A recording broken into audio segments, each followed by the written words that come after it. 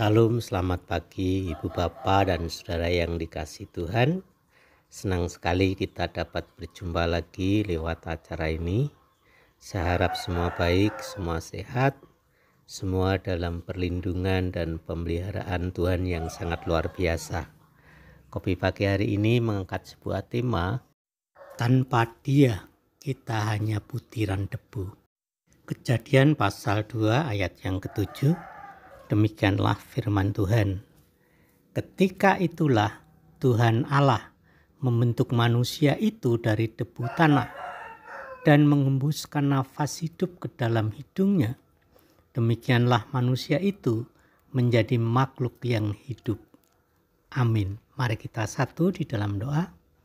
Bapa kami di dalam surga, kami sungguh-sungguh bersyukur kepadamu pada pagi hari ini karena hidup kami selalu dalam tuntunan, pemeliharaan, dan perlindungan Tuhan yang sangat sempurna.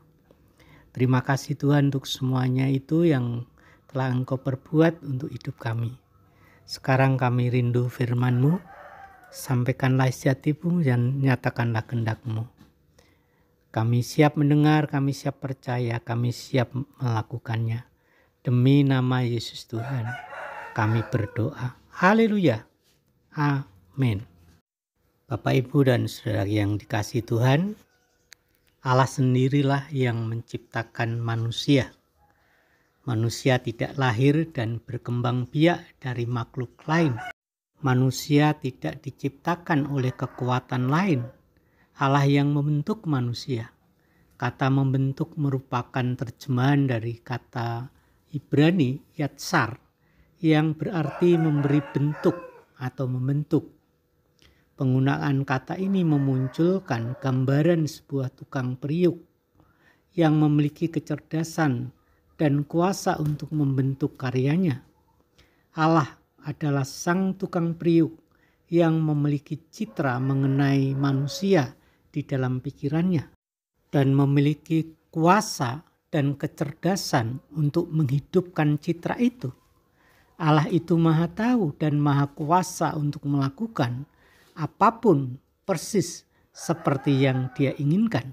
Ketika Allah menciptakan manusia, hal ini didahului oleh pertimbangan yang sangat agung.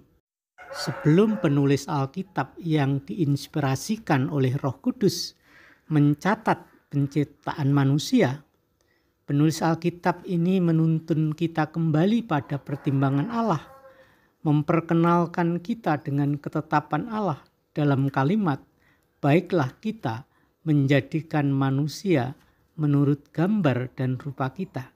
Kejadian 1 ayat 26.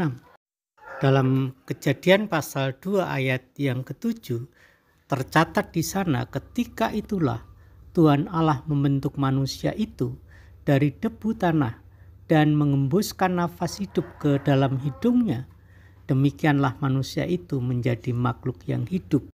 Ayat ini berisi 3 fakta penting mengenai penciptaan manusia itu, yaitu yang pertama, Allah sendirilah yang menciptakan manusia itu. Allah menciptakan manusia sangat berbeda dengan tumbuhan dan binatang-binatang.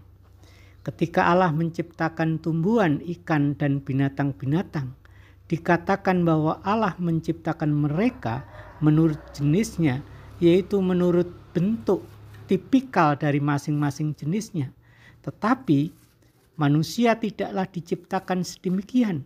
Ketika Allah menciptakan manusia, Ia berkata, marilah kita menjadikan manusia menurut gambar dan rupa kita.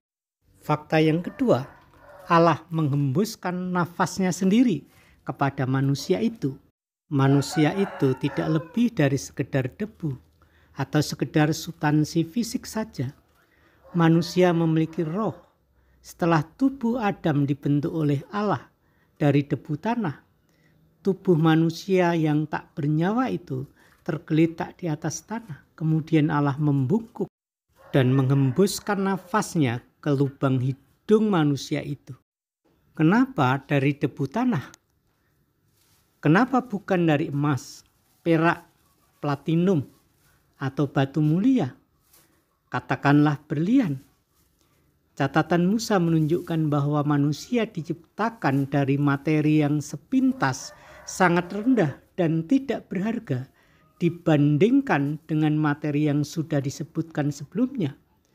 Debu tanah yang disebutkan dalam kitab Kejadian itu benar-benar debu tanah, bukan tanah yang mengandung emas atau mengandung berlian.